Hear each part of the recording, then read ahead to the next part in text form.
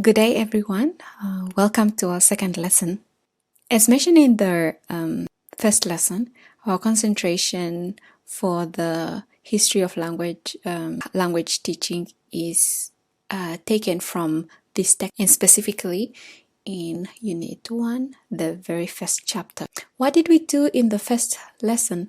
We mainly focused on certain terms that were defined, and particularly the definition of approach, method, and technique by Anthony. And also we looked at the definitions of what method is according to Richards and Roger.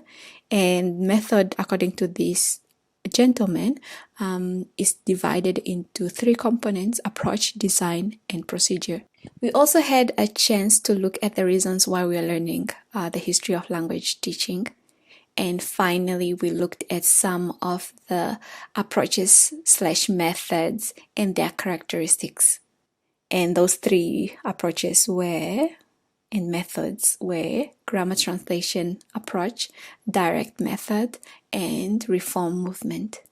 Today's main objective is for you to be able to differentiate between the following approaches: the audiolingual, oral-situational, cognitive, affective-humanistic, comprehension-based, as well as the communicative approach. What is the agenda for today is to look at the lesson structure, today's lesson structure, and then I will present the lesson as well as recap the main points. What does today's lesson look like? It's basically the same as the very first lesson, in that I will present and I expect you to listen attentively, take some notes of important aspects or some examples that are not written on the slides that have been given to you. Within this lesson presentation, there will be some questions embedded in it, and you'll be required to answer them in your notebooks.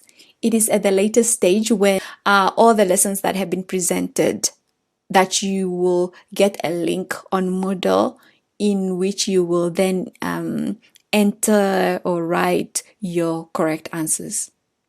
Let's begin our lesson. The very first approaches that we'll be looking at are those that have been used in the early and mid 20th century. The first one that we're going to look at is the reading approach. A little bit background of the reading approach. This approach was developed by the Modern Language Association of America at that time. During that time, many teachers were considered as lacking in proficiency of the target language. They had some limitation when it comes to teaching. That's why this approach was used. And since the teachers had such lack, it was then considered as important for the learners to at least gain, reading skills that they can use to read the great works of literature as well as philosophy during that time. Because, reading literature and reading philosophy at that time was really regarded as important. The reading approach was very dominant until the late 1930s as well as the early 1940s in North America. What are some of then the characteristics of the reading approach? First, the grammar that is emphasized in the lesson is one that is considered as useful and necessary for the learners to comprehend the text. All right, the text that they need to read. The same applies to the teaching of vocabulary.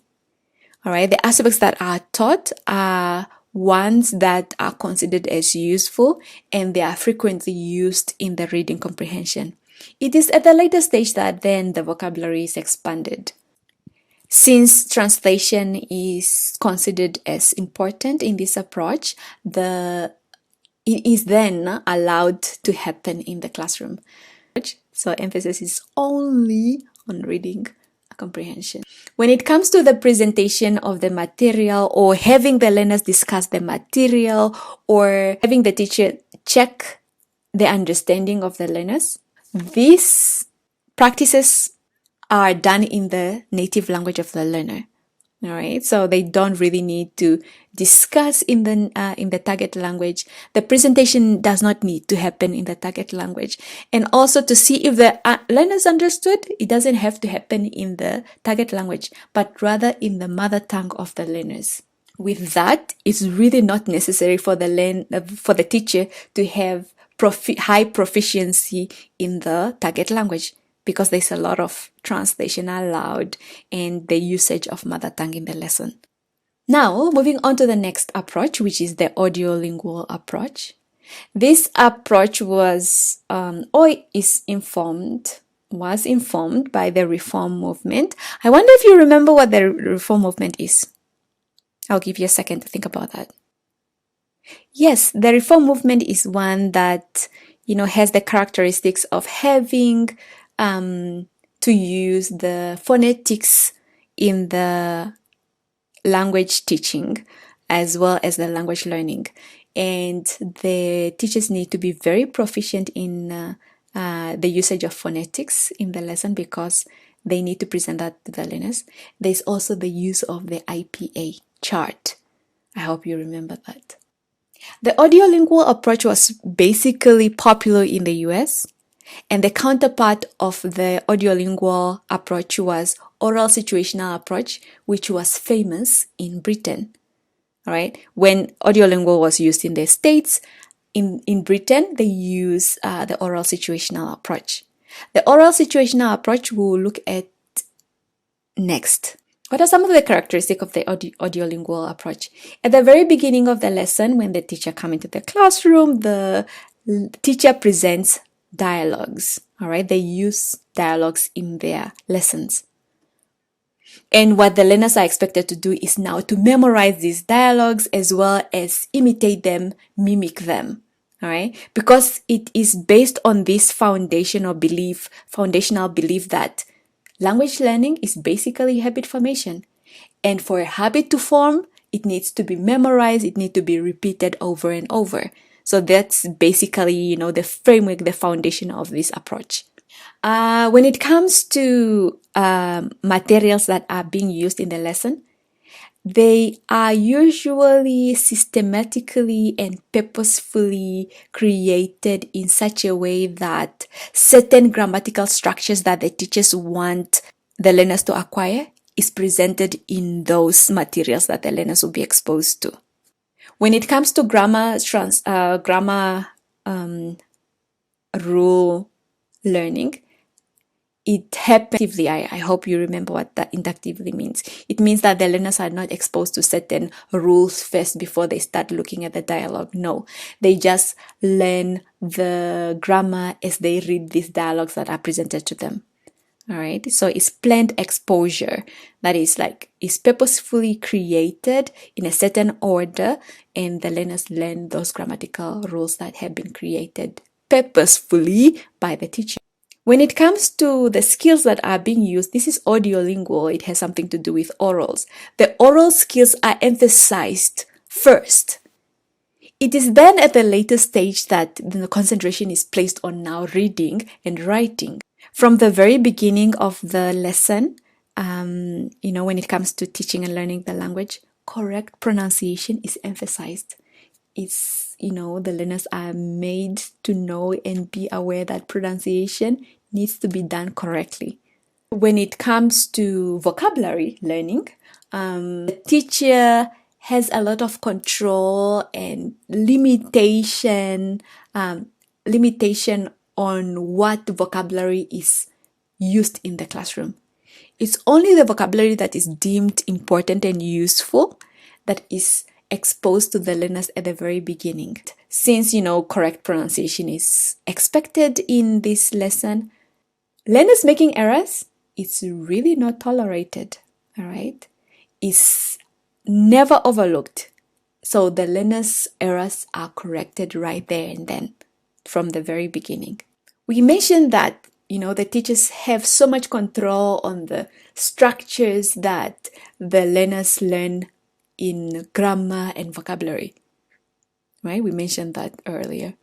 So through this control and manipulation, the meaning and the context is always affected because the teacher wants the learners to learn certain language structures, right? So for that to happen, he will purposefully create materials that will expose the learners to a certain language structure. Let's say that the teacher wants the learners to be exposed or to learn the past continuous tense. So whatever materials that he's going to bring into the classroom, it has to contain so much of the past continuous tense, right? And then if the text, let's say she or he got a text, a dialogue from somewhere, but it didn't have past continuous tense in it, he or she will change it so that there will be a lot of past continuous tense in it. So that's what we mean by manipulation and control. When such an act happens, then the meaning and the context is sometimes lost in that process. Since there is so much control and manipulation, as I've mentioned earlier, then the teacher is expected to have such high proficiency and excellent and good command in these aspects that he or she wants to teach the learners. So if there's a certain grammatical structure or rule or vocabulary that he or she wants the learners to learn, he needs to be very proficient in it so that he or she will be able to carefully manipulate and control the materials and activities that are being used in the classroom. All right. If they are not proficient in those structure, they're not going to put it in a certain order that they think is necessary or that's going to deem important and necessary for the learners to acquire or to learn in the dialogues that they present to the learners. All right. Now we are moving on to the next approach, which is called the oral-situational approach. And we have already mentioned a little bit about this situation. It was famous in Britain, while the audiolingual, which we just looked at, was famous in the States. Just like the audiolingual, it was informed by the reform movement. The difference is that it was also informed by the direct method. Do you remember the direct method? The direct method is one that expects the learners to be exposed to the target language as much as possible, and it's mainly the target language that is used in the lesson and never the native language. So those are some of the characteristics of the direct method. For a refresher, go back to the first lesson material to get more information on the direct method, not approach. Right. Do you remember me saying in the first lesson that many of the newer approaches that came later were created because the first approaches that were created were considered to be lacking certain characteristics that were what the newer developers thought were necessary for language learning. So, or they thought that the first approaches were not just practical. All right. We have mentioned that in the first lesson. So the same as the oral situational approach, it was created as a reaction to the reading approach. The one that we've just covered before, the audiolingual approach. That approach did not focus whatsoever on listening and speaking skills, but rather only on reading comprehension, reading skills. All right. That approach didn't have listening and speaking, so they came up with the oral situational approach. And that is mainly the same reason why the audiolingual approach was created, except that they happened in different contexts, the US audiolingual and oral situational in Britain. Instead of just manipulating the grammar and the vocabulary in the audiolingual, at least here, the language structure that is taught is organized around a situation or a theme. Let's say at a pharmacy or at a restaurant, at a bank, at school. Do you understand? So there were some, situations that were used around which the language structure is taught, so that the learners can then practice the target language maximally in those situations. However, when it comes now to practice of the target language here, what learners are expected to do is to merely, practice the patterns, certain patterns, to repeat chorally and read some text and then memorize the dialogue. So meaning is still like practicing language which is meaningful, was just not important in this situation neither. What are some of the characteristics of this approach? Emphasis, since it's the oral situational approach, emphasis is really high on oral skills, spoken language, in other words. At the very beginning of the practice of language, the learners are expected to, use more spoken language.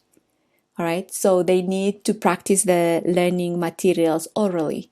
It is then at the later stage that, the teacher will present the learners with materials in written form. Okay, so the reading aspect comes at the later stage. Mother tongue, like in the direct method, is not allowed. Only the target language is expected to be used. So the teachers make effort to mainly present the lexical items, all right, the items that are necessary, are useful, and they are general. When the teacher is teaching the learners grammar, the teacher starts with the simple structure first and then move gradually to the complex structures. Whatever lexical or grammatical structure, be it old or new, that is presented to the learners is always created around a situation. All right, it's always situational.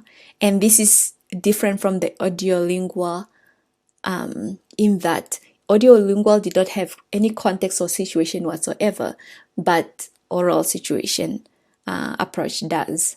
Let us look at our first activity, which is matching the approaches, so there's no method there, to the correct characteristic. And these methods are the ones that we just covered.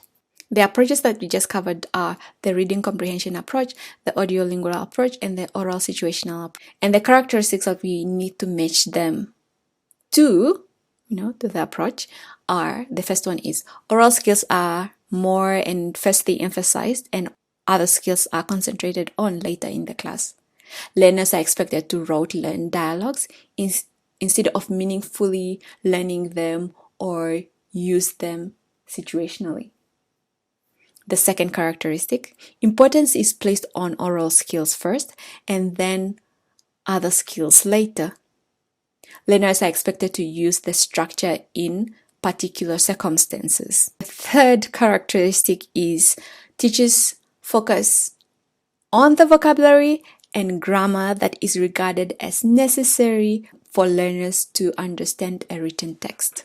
Now we are moving on to the 4 other approaches that we need to cover, and these approaches are more recent compared to the previously discussed approaches.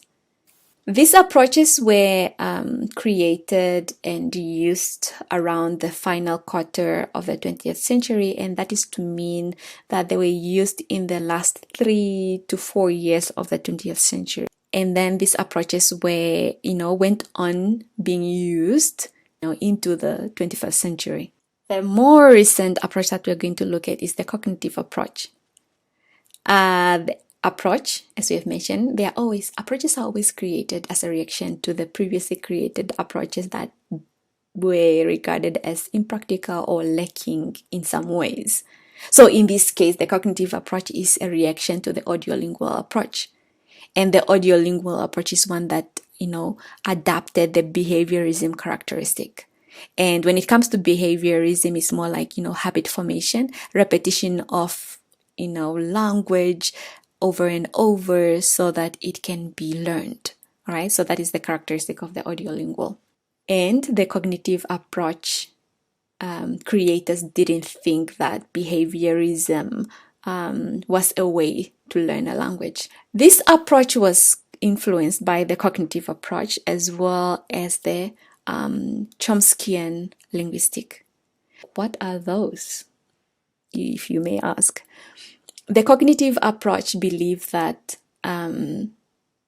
for anybody to learn a language, it can never be through habit formation, but rather it is through acquiring certain language patterns and rules that are then used in newer context or newer situations or newer language problems. So the learners need to acquire patterns and rules, and these rules they will use in newer situations or circumstances and or problems.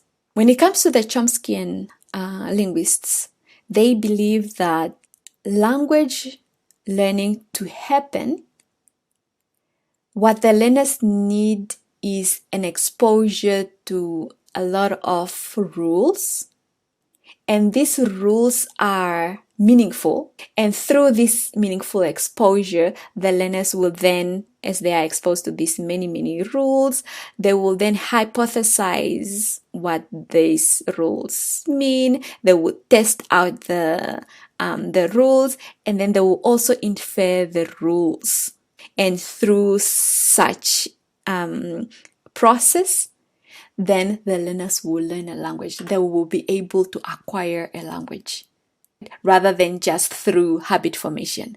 The learners need to be exposed to meaningful rules that then they will use or they will learn more, they will acquire more as they hypothesize, test, and infer them within the context that the rules are being used. Now we just covered what the belief is in cognitive psychology, as well as the Chomskyan linguists, beliefs. And the belief is that language learning can never happen through habit formation, but rather through the exposure of rules that the learners need to acquire. And when it comes to language learning, that is a responsibility of the learners. What the teachers need to do is to mainly individualize their teaching to fit learners' needs. When it comes to grammar teaching or grammar learning, it can be done both in using the didactic way of learning or teaching grammar, or it can be done inductively, or both manner of language teaching, grammar teaching, and grammar learning are used, and both of those manners are regarded as important. Perfectionism in cognitive approach is just not considered as important, is never emphasized because it is regarded as counterproductive, is really unrealistic, it cannot be attained. So that is the belief within this approach. And all the skills in this approach are emphasized, they are integratively used and taught in the lesson. And it's very important to focus on all of them. There is emphasis on vocabulary. Vocabulary learning is also very important in the cognitive approach, but more so in these two levels, the intermediate level as well as the advanced level. Since perfectionism is really not regarded as important, unattainable, unuseful, then when the learners make errors, those errors are used by the teacher to provide learners with feedback and correction. And this correction and feedback is supposed then to help the learners improve. So error making is part of the learners learn when they and they get the feedback and correction that is necessary for them to improve in the process of learning. We say that the learners need to acquire certain rules, right?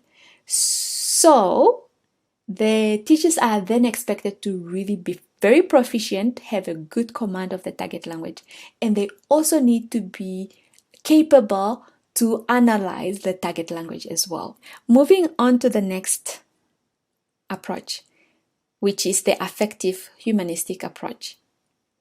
The humanistic approach was created because it was believed that the cognitive approach that we just looked at, as well as the audiolingual approach, lacked a certain aspect, and that is now the affective nature or affective component that is necessary when it comes to language teaching and language learning.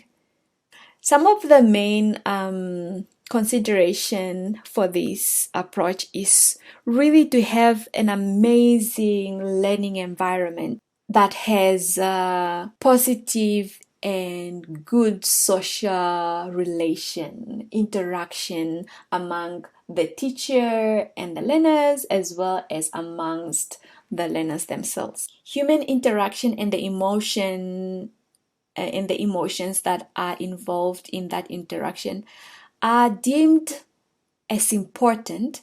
Therefore, whatever materials and methods are used, they need to consider those emotional aspects. Let's move on to the characteristics of the humanistic approach. One is that emphasis on respecting all the individuals, be it the learners and the teachers, and treating those people with dignity and respect is highly emphasized. And then their feelings, they need to be considered. The learners and the teachers' feelings need to be considered when it comes to language teaching and language learning. Whatever communication happens in this approach, it needs to really be meaningful at the personal level of the learners. Many of the activities are requiring or require the learners to work in pairs and small groups, because it's really important, and when it happens, it should happen in a positive way, in a way that put into consideration that regard the learners and the teachers' feelings. We have a tendency sometimes as teachers to really focus on, teaching and covering certain materials, covering certain aspects before a certain time. And, emphasis is more on the materials that we use. But when it comes to affective, not effective, but when it comes to affective humanistic approach, importance or emphasis is more on maintaining a positive, effective learning environment where the feelings of the teachers and the learners are regarded, are always considered, always not, the feelings are regarded as unimportant. How people feel is really important to be considered in this situation, rather than just covering a certain material or using a certain method. Okay, the next point is that when it comes to interaction during this pair work and group works, the learners are expected and they are told and encouraged to support each other, and then they also they need to interact with each other with the consideration of feelings, like nobody needs to offend anybody. When it comes to language learning, that is the responsibility of the learners, and it can happen through the effort and the talents of the learners, rather than having high reliance on the teacher to help the learners learn a language. So when it comes to this approach, the teacher is expected to play the role of a counselor or facilitator instead of being, the sage, the wise one who have all the knowledge that is needed for the learners to learn a language. For the affective humanistic approach, there is an expectation of the language teacher to be fluent in the target language, because at the very early stages, the initial stages, high reliance is placed on translation between the target language and the native language.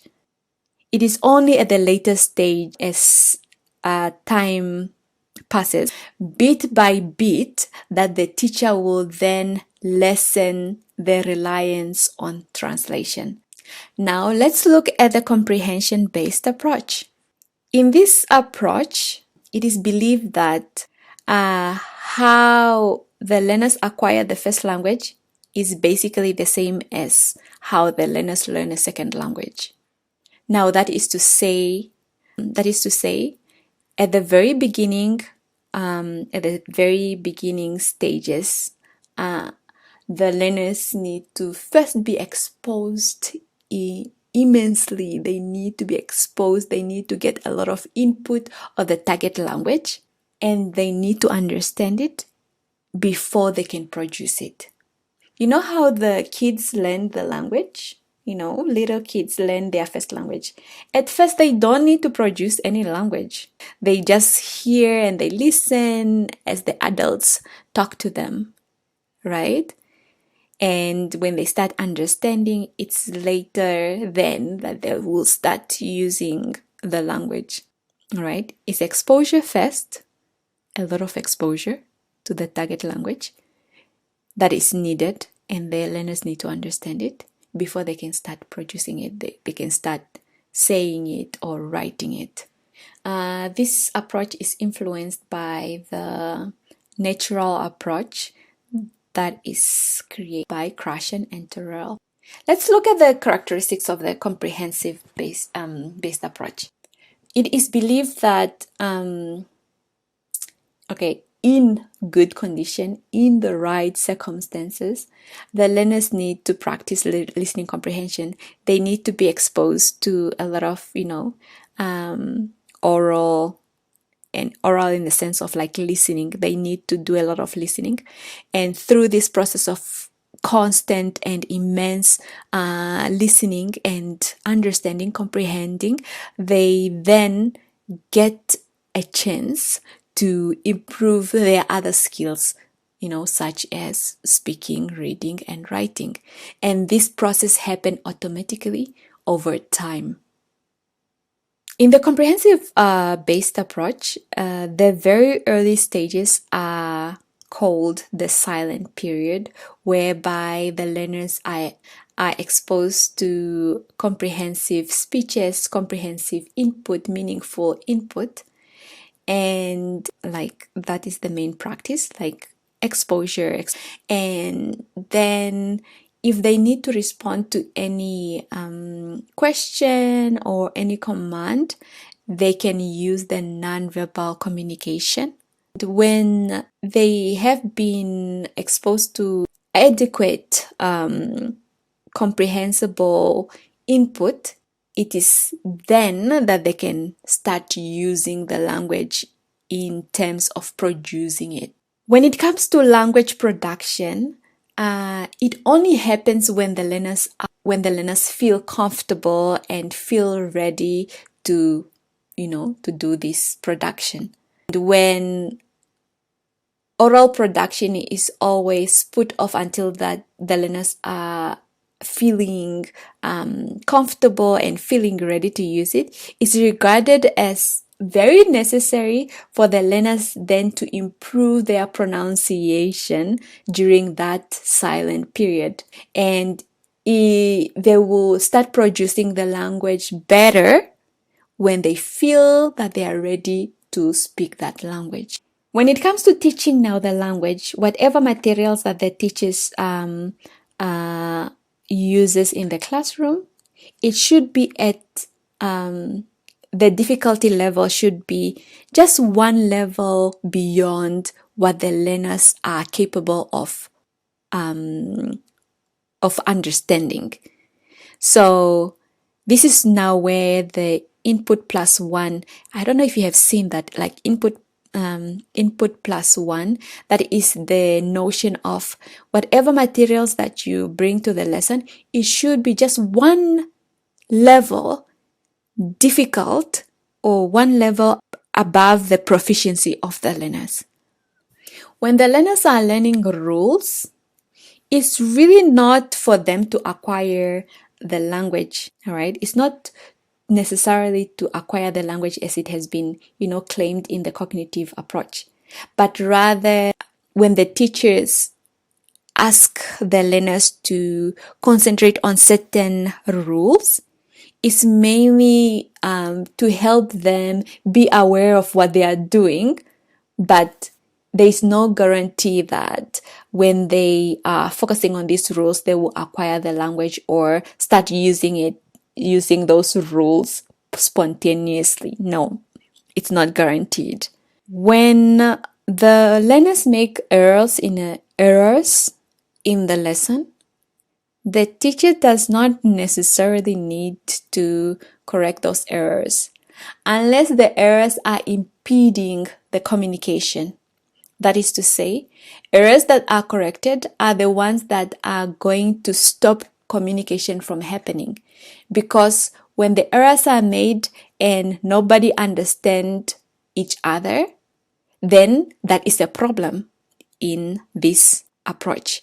However, if the learners make errors and then those errors are not stopping in any way or they are not going to interfere with the communication, those errors are let go. All right? They are not concentrated on. Because the importance or the priority is placed on the learners being able to communicate in the target language. And that is to say that the learners, if they are capable to make themselves understood by the person that they are communicating with, or if they understand the person that they are communicating with, then that's enough, even if they are making errors within their communication. So that is the point being made here. In this approach, it's really not necessary for the teachers to be proficient in the target language, because they can rely on the usage of audiovisual materials that will help the learners develop and improve their language learning, because it's going to provide them with the effective and necessary exposure that they need for them to learn a language.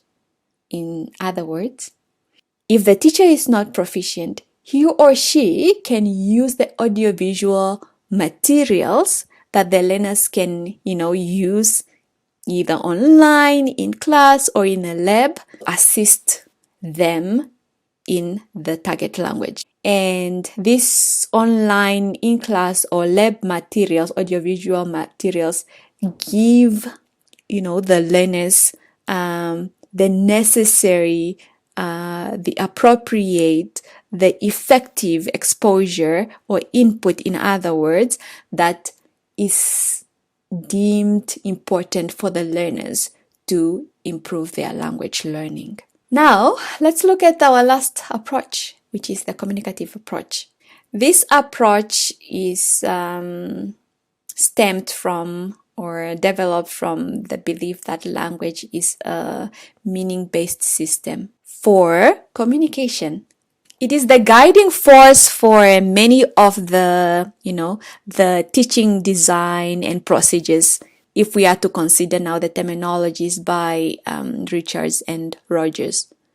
Some of the examples that are used in the communicative approach are task-based language teaching, project work, PBL, project-based language learning, or problem-based learning, content-based instruction or content-based immersion instruction, cooperative learning, interactive learning. All these are some of the examples of the communicative approaches. Let's look at the characteristics of the communicative. First, the goal of this approach is really to help the learners become proficient in a target language, proficient in the sense that they can communicate in the target language. The content that is used in these classes that employ communicative language, communicative approach needs to be usable in the classroom or outside the classroom.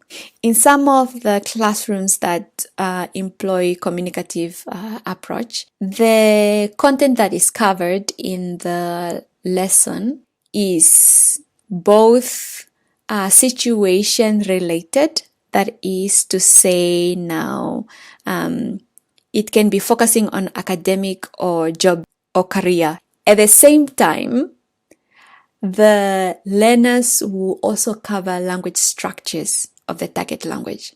It's like they will learn vocabulary that is based on a certain situation, let's say academics or job related. And then as they learn this vocabulary that are academic or job related, they are also learning, language structure. Let's say maybe there are certain grammatical aspects that the teacher wants to teach them. He or she will focus also on those structure at the same time as concentrating on a certain content that is situation related, that is context based. In a communicative approach, learners, do activities and tasks that require them to work in pairs and groups.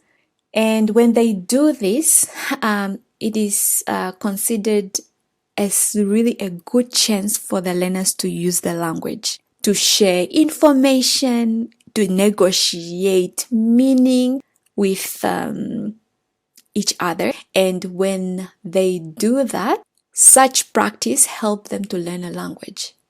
Some of the typical, activities that happen in a class employing communicative language, communicative approach are activities such as role plays, drama, and this type of activities, the role plays and the acting out, the dramatization of, of situation is very important in communicative language learning because it gives the learners a chance to use the target language in different contexts.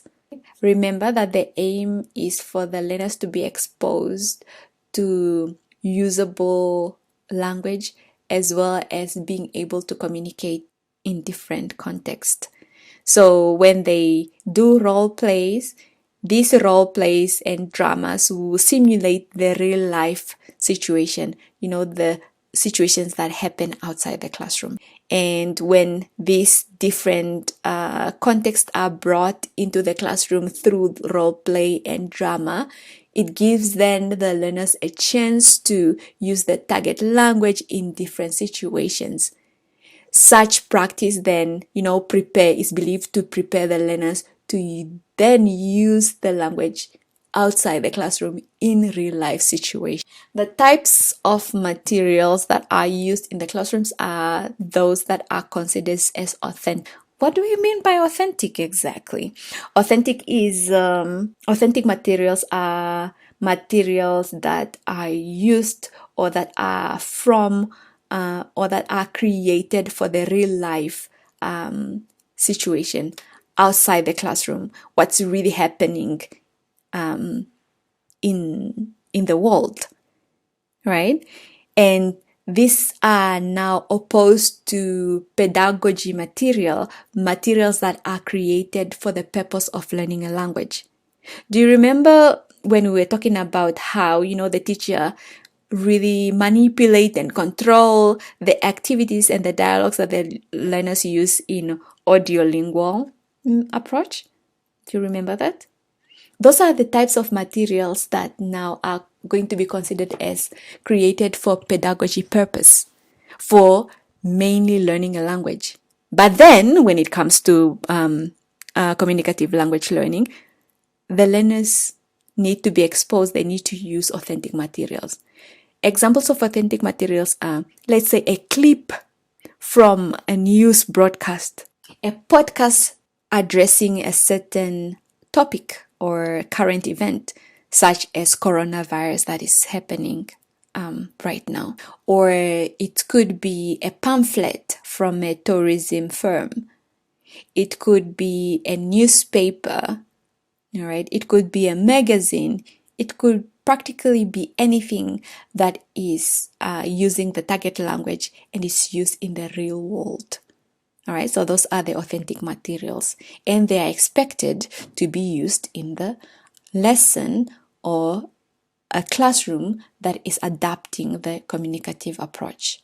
Integration of all the skill is done in the learning of a language as well as the teaching. All right, it's never one skill emphasized or regarded as more important than other skills. No, all of them are regarded as important and they're employed integratively. And this is what we are expected to do in the syllabus of the grade 10 and grade 11, all right? Not just grade 10 and 11, like all the grades, we are expected as teachers to to integrate all the skills when, at the stage that the learners are considered as proficient, or in this case, when they are educated and they are literate, then integration is really important. Integration of all these skills is really important. The main role of the teacher in communicative approach is that of a facilitator of communication. And then the second role is to correct the errors. And when errors are corrected, it's for the purpose of learners improving their learning. As we have looked at all these characteristics of communicative approach, it makes sense for this expectation, the expectation that the teachers to be very proficient in the target language, because there's this, high expectation of teaching the learners to be able to communicate. For a teacher to teach the learners to communicate, he or she needs to be able to communicate proficiently, all right? And then integrate all these skills at the same time in the teaching. He or she needs to be proficient, to be native or native-like in their usage of the target language. And for him or her to help the learners use all these skills at the same time, the teacher, or the teachers rather, need to have a good command on the target language. That is the end of the approaches. Now let's look at the second activity. It's basically the same. You need to match the approaches that we have just covered, and then you match them with the characteristics on the left. So the approaches that we just looked at is cognitive approach, affective, actually, not effective. Why did I say effective? Affective-humanistic approach, the comprehension-based approach, and communicative approach. Now you match them to this characteristic. The first characteristic is that this approach opposes the belief that language can be learned through mimicry and memorization. The second characteristic, PBL, problem-based learning or project-based learning, content-based instruction, task-based language teaching are all examples of the approach that you need to match. Third characteristic, individuals are treated with respect and dignity, and their feelings are considered in language learning and teaching. The last but not least characteristic is reading and writing. The last but not least characteristic is reading, writing, and speaking skills improve over time when the learners are exposed to meaningful input as well as practice their listening skills. All right, good luck with those. They are very easy, aren't they? With that, we have come to the end of the lesson. Let's just recap aspects that we have covered in the lesson. 1, we have looked at the following approaches and their characteristics. First, audiolingual. Second, oral-situational. Third, cognitive approach. Fourth, affective-humanistic. Fifth, comprehension-based approach. and last but not least, communicative approach. Ladies and gentlemen, that is the end of our second lesson. Thank you very much and see you in the next lesson.